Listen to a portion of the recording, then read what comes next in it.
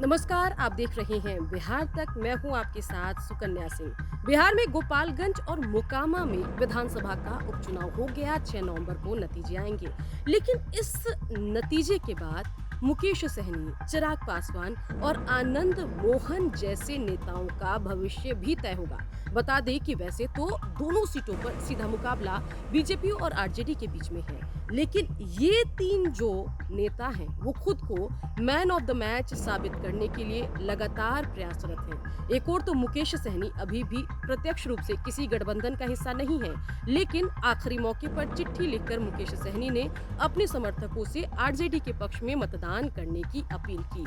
मुकेश सहनी की चिट्ठी का असर कितना होगा ये तो नतीजों के बाद साफ होगा, लेकिन मुकेश सहनी की कोशिश ये है कि महागठबंधन को ये दिखाया जाए कि बिहार की सियासत के वो बड़े खिलाड़ी हैं और इसी बिहाफ पर 2024 के लोकसभा और 2025 के विधानसभा चुनावों में सीट अच्छे खासे बार्गेन करके महागठबंधन से ले लिया जाए।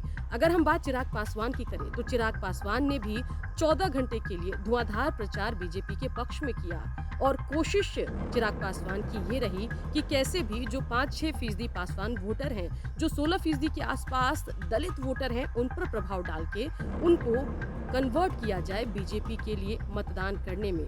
अब चिराग पासवान की कोशिश कितनी कामयाब होगी ये तो नतीजा आने और नतीजों की विश्लेषण करने के बाद साफ हो जाएगा। लेकिन अगर चिराग पासवान की अपील का, प्रचार का कुछ असर बीजेपी के पक्ष में हुआ तो ये तय है कि बीजेपी आगामी लोकसभा और विधानसभा चुनाव में चिराग पासवान को अपने साथ रखेगी और ज्यादा सीट पर चिराग पासवान बीजेपी के साथ रहते हुए एनडीए में बारगेन करने में कामयाब होंगे। वहीं बात अगर आनंद मोहन की जाए तो आनंद मोहन फिलहाल पेरोल पर बाहर हैं और पेरोल को माना जा रहा है कि ये महागठबंधन सरकार का उनको तोहफा है और ऐसे में जैसे ही आनंद मोहन पेरोल पर बाहर आए तो माना ये गया कि मोकामा के साथ साथ गोपालगंज में जो राजपूत या फॉरवर्ड वोटर हैं वो आरजेडी के उम्मीदवार के पक्ष में मतदान करेंगे और अगर ऐसा होता है तो आगे चलकर आनंद मोहन का परिवार भी बार्गेन करने में कामयाब होगा, कुछ सीट आरजेडी में रहकर लोकसभा और विधानसभा में हासिल करने में